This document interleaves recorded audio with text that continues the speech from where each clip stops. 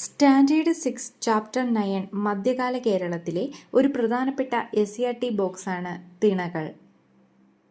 പ്രാചീന തമിഴകത്തെ ജനവാസയോഗ്യമായ പ്രദേശങ്ങളെ 5 തിണകൾ അഥവാ ഭൂഭാഗങ്ങളായിട്ടാണ് പഴന്തമിഴ് പാട്ടുകളിൽ സങ്കല്പിച്ചിട്ടുള്ളത്.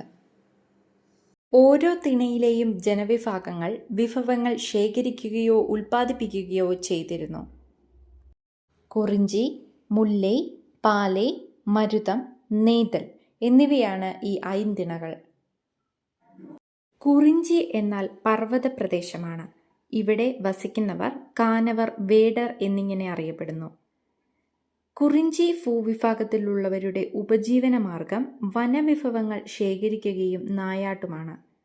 ഇവരുടെ ആരാധനാമൂർത്തി ചേയോൻ. മുല്ലൈ എന്ന ഭൂവിഭാഗം കുന്ന്, പുൽമേട് എന്നിവ ഉൾപ്പെടുന്നതാണ്. ഇവിടെ വസിക്കുന്നവർ ഇടയർ, ആയർ എന്നിങ്ങനെ അറിയപ്പെടുന്നു. ഇവരുടെ ഉപജീവന മാർഗം ആടുമാടുകളെ വളർത്തലാണ്. ഇവരുടെ ആരാധനാമൂർത്തി മായോൻ. കഠിനമായ വേനൽക്കാലത്ത് കുറിഞ്ചി, മുല്ലൈ എന്നീ തിണകൾക്ക് രൂപമാറ്റം സംഭവിച്ച് പാലൈ എന്ന തിണയുണ്ടാകുന്നു. പാലൈ എന്ന തിണയിൽ മണൽ കലർന്ന പാഴ്പ്രദേശമാണ്. ഇവിടെ വസിക്കുന്നവർ മറവർ, കള്ളർ എന്നിങ്ങനെ അറിയപ്പെടുന്നു. ഇവരുടെ ഉപജീവന മാർഗം കയ്യേറ്റം, പിടിച്ചുപറി എന്നിവയാണ്. ഇവർ ആരാധിക്കുന്നത് കൊറ്റവേ എന്ന് പറയുന്ന മൂർത്തിയെയാണ്.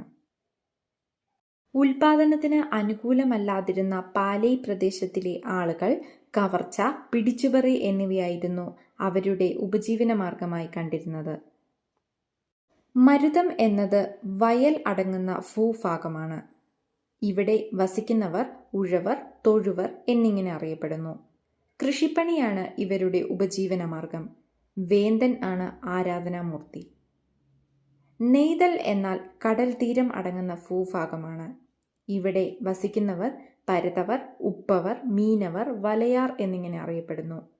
പ്രധാനപ്പെട്ട ഉപജീവന മാർഗങ്ങൾ ഉപ്പുനിർമ്മാണം, മീൻപിടുത്തം, മുത്തുവാരൽ എന്നിവയാണ്. കടലോനാണ് ആരാധനാമൂർത്തി.